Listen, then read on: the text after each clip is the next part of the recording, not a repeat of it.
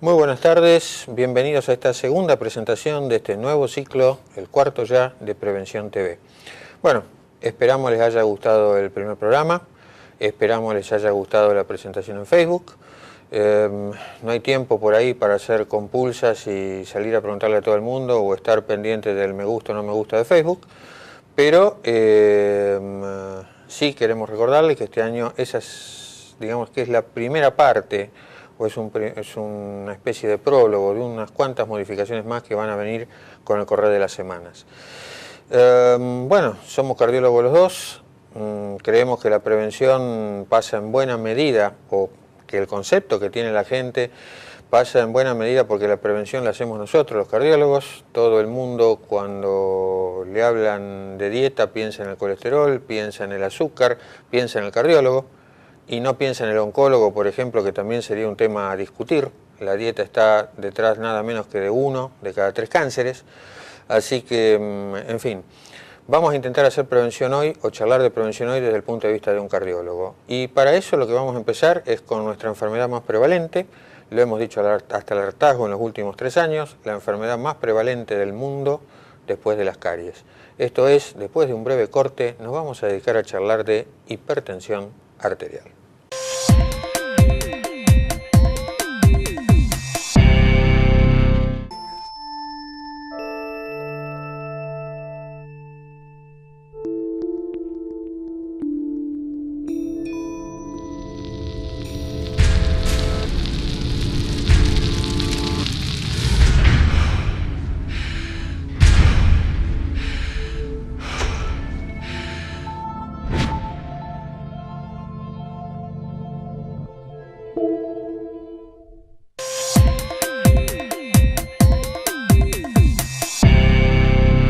Javier, ¿de qué hablamos cuando hablamos de hipertensión arterial o de presión alta? Sí. Primero, como dijo Fernando, es la enfermedad de mayor prevalencia, después de las caries.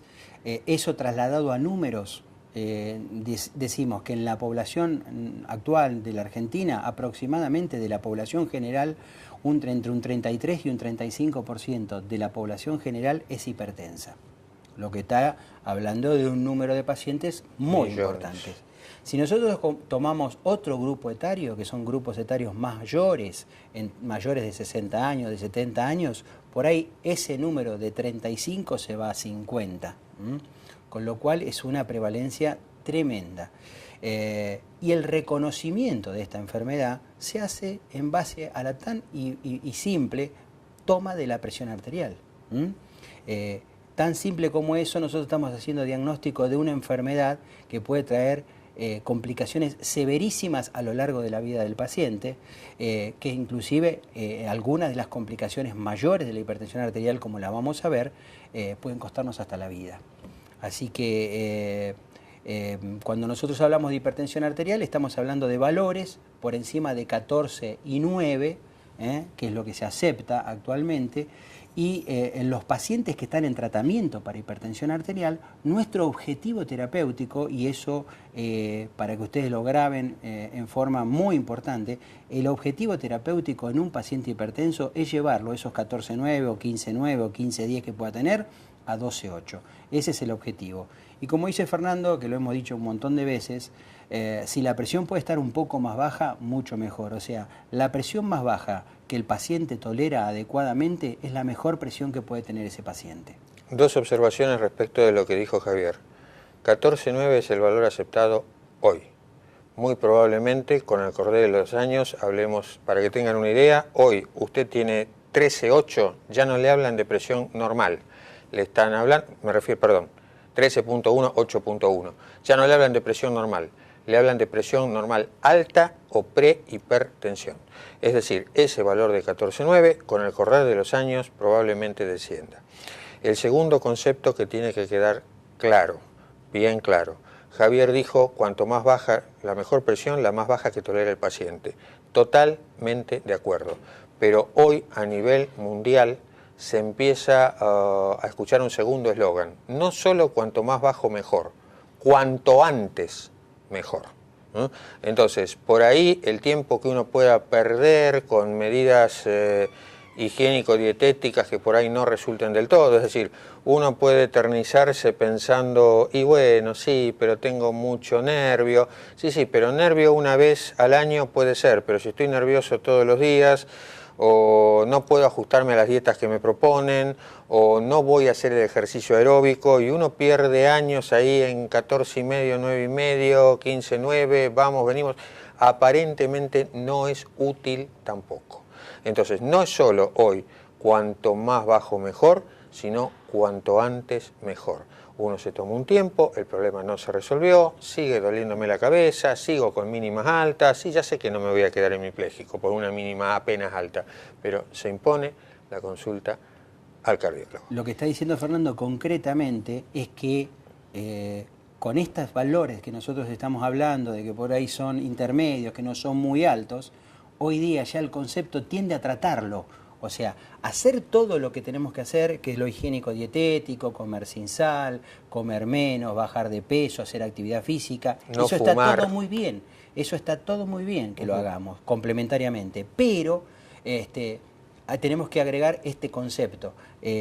Si empezar a tratarlo más precozmente al paciente, porque le estamos sacando riesgo, le estamos sacando complicaciones de la hipertensión arterial, alteraciones en la estructura cardíaca fundamentalmente, porque cuando el corazón está sometido a presiones elevadas, las paredes del corazón, como cualquier músculo que está trabajando exigido, aumenta de espesor, y eso es un mal pronóstico a futuro. Que se entiende, el corazón no se dilata en una primera etapa, sino que, digamos, la presión alta yo la tengo en la cañería.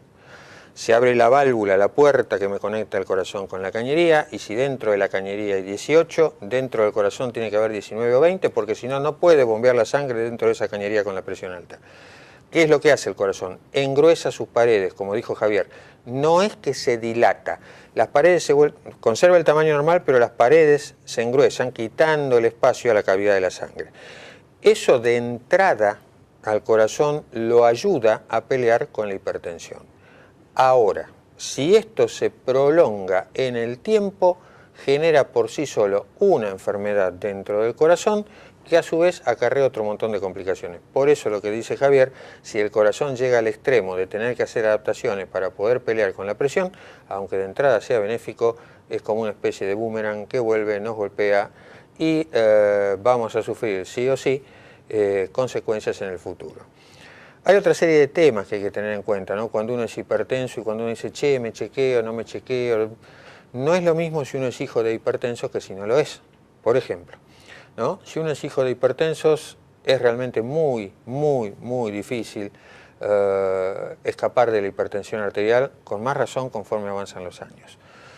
Entonces, ¿qué puede hacer uno? ¿Resignarse a comer salado? Total, la presión va a venir igual, total, me tomo alguna pastilla. No, el camino no es ese. Cuando uno es hijo de hipertenso, lo que tiene que saber es, a mí me va a tocar, pero si yo hago las cosas bien, voy a ganar años de vida útil. Es decir, no es que la voy a evitar, voy a demorar la aparición de la hipertensión, y no es lo mismo ser hipertenso cincuentón que setentón. Poder ganar 5, 10, 20 años de vida útil y sin complicaciones que deriven de la propia hipertensión arterial. Lo que está diciendo Fernando fundamentalmente es la herencia en hipertensión arterial es clave. Padre y madre hipertensos, 90% de probabilidades que nosotros seamos hipertensos.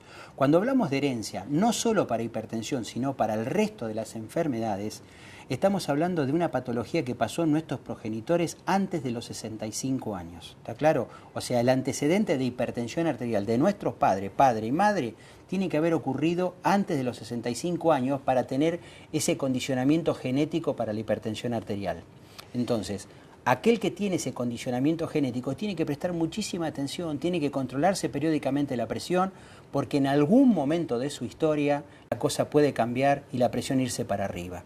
Y por ahí nos puede traer algún dolor de cabeza, que es uno de los síntomas más frecuentes, y pasa inadvertido porque la gente no lo piensa como hipertensión arterial, sino lo piensa como algo que comió mal, o algo que tomó, o la columna cervical, y no piensan en hipertensión arterial.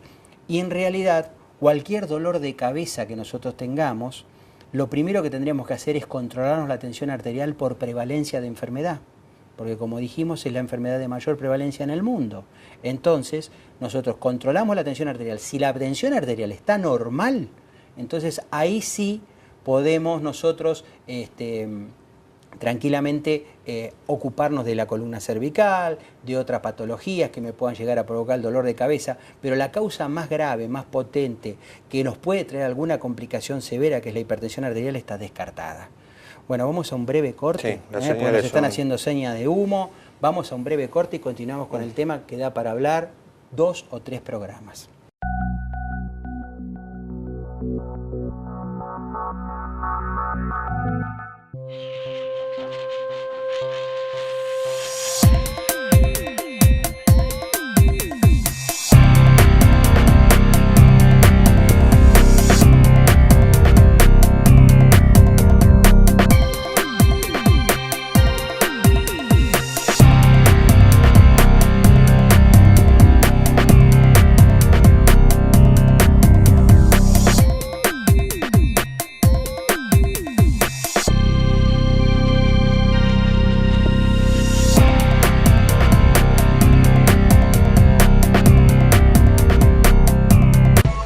Desde que usted contrata una cobertura médica hasta que comienza a utilizarla, todas las empresas son iguales. Después, es mejor que sea el Círculo Médico de Quilmes, quien le ofrece a través de FEMEVA Salud Quilmes y EMEDIC una real libre elección del profesional en su consultorio particular y beneficiarse con su aporte de ley.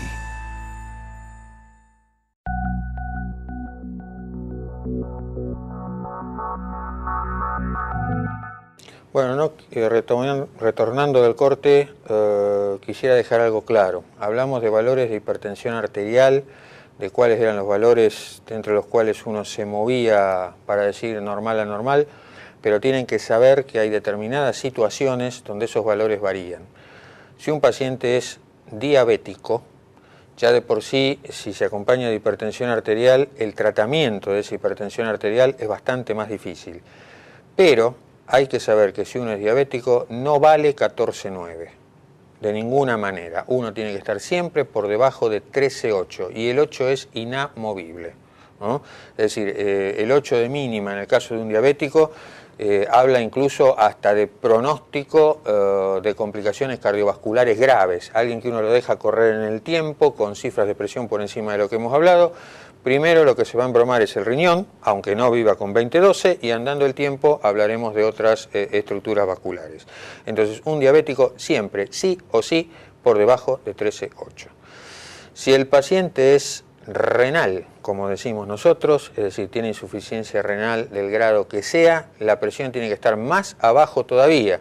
Hablar de máximas de entre 12, 12,5 y mínimas que una vez más tiene que estar en 7,5, 8.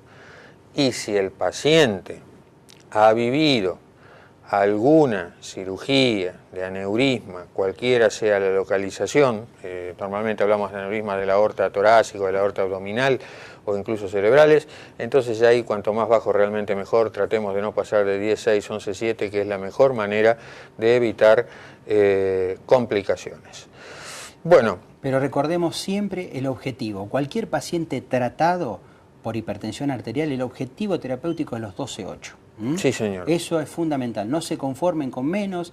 13, 8,5 está mejor que 14,9, pero el objetivo terapéutico es 12,8. Exijan que esa presión traten de llevarla a ese nivel. Lo que no hay que hacer en hipertensión arterial, y eso es muy importante, porque la gente por ahí nos escapamos del 12,8 y por ahí tenemos un 16,10 en alguna alternativa de vida, por alguna situación especial, por algún exceso alimenticio, etc. Lo que no hay que tender a hacer es a sobreactuar. Es decir, yo no debo bajar de manera violenta la presión, porque eso me puede traer complicaciones vasculares. Más graves cuanto mayor el paciente. Exactamente. O sea que si yo tengo una suba de presión, ustedes vieron que antes se utilizaban las guardias, unas gotitas que se ponían debajo de la lengua, y bajaba rápidamente la presión. Y por ahí pacientes que llegaban a la guardia con 20-10, se le ponían las gotitas y le bajaban la presión a 10-8. ¿Y qué pasaba? Todo el mundo contento porque la presión había bajado, pero el paciente a las 48-72 horas hacía un accidente cerebrovascular isquémico. Esto tiene que ver con que nosotros debemos mantener determinado flujo sanguíneo cerebral y nuestro descenso de la tensión arterial tiene que ser lento. acompasado, no mayor de un 25% del valor donde partimos. Entonces, el sobreactuar, el tomar una pastilla atrás de la otra, agregar medicamentos, puede provocar un descenso muy brusco de la presión y en vez de traernos un beneficio nos trae un dolor de cabeza bastante serio. Javier está hablando para el caso, por supuesto, si es un tema muy severo, si a uno le constatan 25-14, más que en la casa va a estar mejor en una guardia, desde ya. Pero Javier está hablando para los casos de domicilio, donde es importante no sobreactuar, como bien dice, tomar la medicación que les haya indicado su cardiólogo para la eventualidad, apagar la luz, quedarse en reposo y esperar 1 o 2 horas antes de hacer alguna toma. Javier habló de flujo cerebral, tengan presente que el flujo cerebral se autorregula, no necesita que nosotros hagamos absolutamente más nada que poner en marcha con toda suavidad ese mecanismo para que la presión baje lentamente. El flujo cerebral se va a encargar de regularse solo, no necesita otra ayuda. Pero bueno, en este brazo tengo 12-8 y en este tengo 14-9. ¿A cuál le doy bolilla? El brazo dominante, quiere decir. Cuando yo, en general, nosotros no tenemos la misma tensión arterial en los dos brazos. Por eso debemos controlar en una y en otra. En una vamos a tener más tensión arterial, nosotros tenemos que tomar como válida esa presión y decir a partir de ese momento que el brazo dominante es aquel que tiene mayor tensión arterial. Entonces, después, a partir de conocer cuál de nuestros brazos es el dominante, nosotros tenemos que tomar la presión siempre en ese brazo, en aquel que da el mayor valor y tomar como referencia para la terapéutica, para el control, ese brazo. El brazo dominante. Mientras no sean diferencias groserísimas, digamos en un brazo tengo 11 y en el otro 16, les diría que es normal algún punto de diferencia entre los dos brazos y no deben sentir que exista nada raro por esto.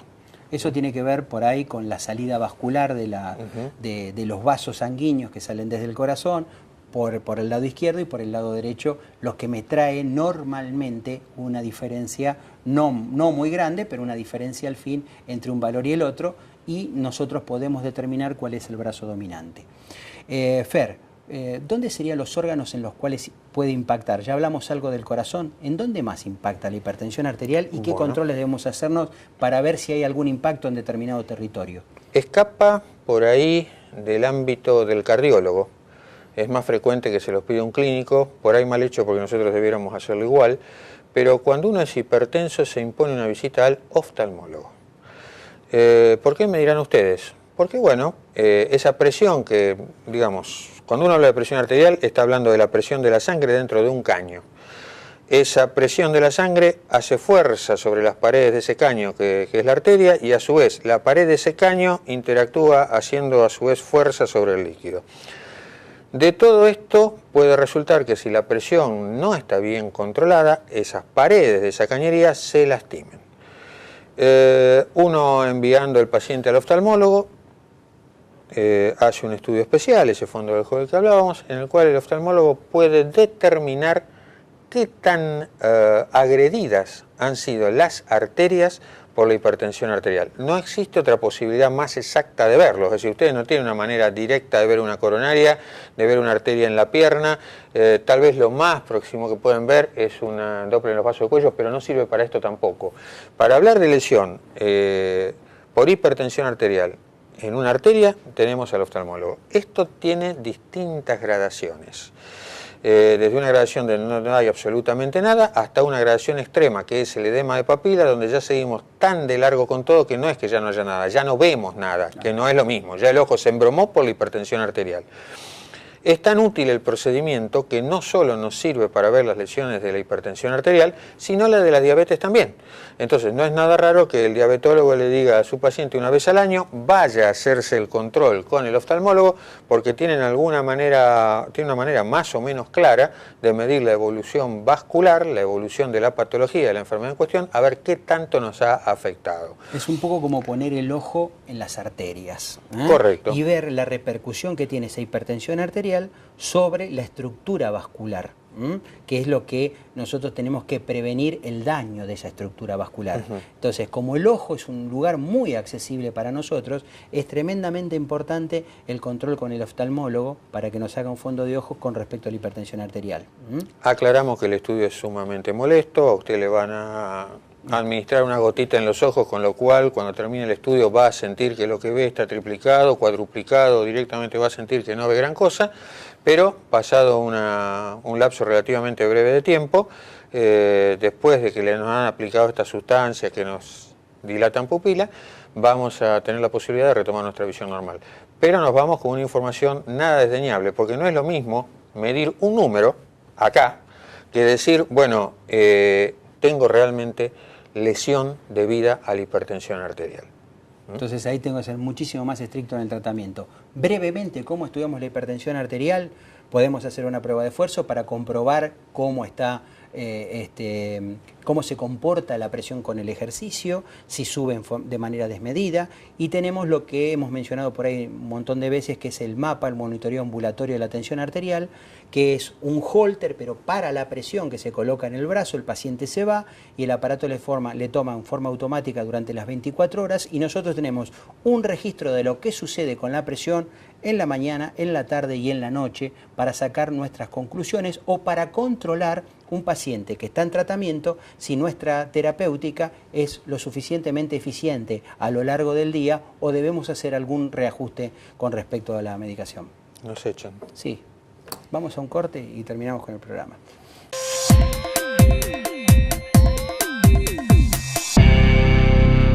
Bueno, hemos llegado al final de este segundo programa. Hemos esbozado así rápidamente y a la ligera, hemos repasado los conceptos más groseros de hipertensión arterial. Esperamos les haya gustado, esperamos hayan refrescado cosas si las tenían en el olvido. Esperamos que retomen los tratamientos como deben ser, si también nos habíamos confiado un poco en esta parte. Y bueno, esperamos sus preguntas de vuelta en la web, estaremos allí en Facebook, podrán repasar el programa, por lo menos por ahora, utilizando esa herramienta de la tecnología actual. Una vez más, gracias por seguirnos, una vez más, gracias a todos aquellos que hacen posible este programa. Muy buenas tardes y hasta la próxima emisión.